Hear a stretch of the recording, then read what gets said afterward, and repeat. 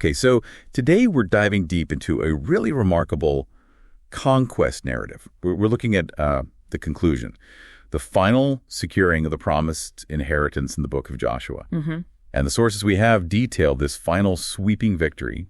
But what makes it so significant? Well, for one thing, the text makes it really clear this wasn't a quick affair.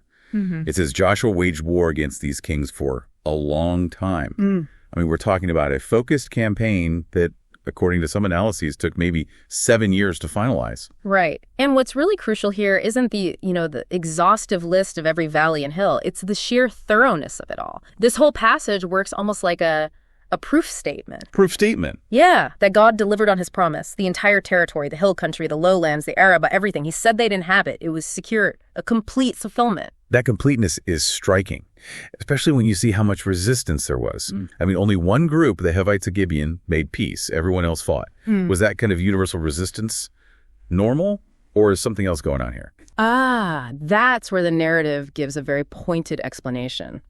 Right there in verse 20. It says it wasn't about failed diplomacy or anything like that. The text states it was the Lord's doing. His doing. He hardened their hearts. So the reason they all came out to fight was essentially predetermined. Precisely. The whole purpose of hardening their hearts was so they would engage in battle. That way, they were guaranteed to be devoted to destruction and receive no mercy, which, was the original command. Right.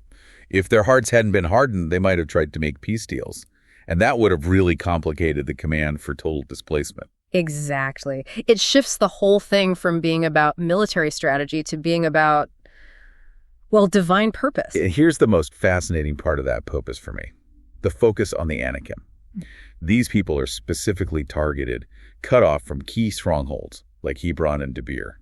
Why them? Because they represented so much more than just a military threat. They were a symbol. They represented the defeat of the entire previous generation. The giant? The famed giants? Yes. The massive people who originally terrified the 12 spies all those decades ago.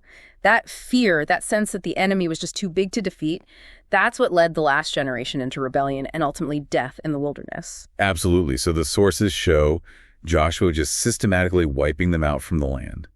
And only a tiny remnant survives in a few Philistine cities. Gaza, Gath, Ashdod.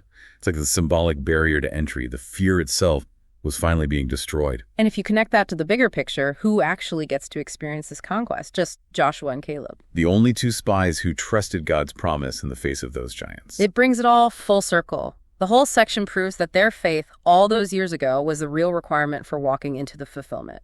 The generation that died doubting only saw the cost of unbelief. But Joshua and Caleb got to see the reward. Yep. So what does this all mean for us? The sources seem to suggest the real enemy wasn't the Anakim's army, but the internal fear that led to disobedience. And the result of Joshua's unwavering trust is summed up right at the end in verse 23. The land had rest from war. The peace was the result of full obedience.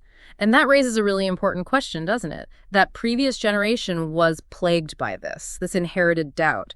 They focused on the size of the challenge, not the power of the promise. So you have to ask yourself, what internal inherited giants do you have today? You mean things like career uncertainty, relationship struggles? Right, financial pressure, things that are preventing you from stepping into that rest that's promised. And here's a final thought to leave you with. The fear of those giants crippled an entire generation long before Joshua ever faced them in battle. Think about which inherited doubt you are allowing to lead you toward inaction today and what rest is waiting on the other side of confronting it.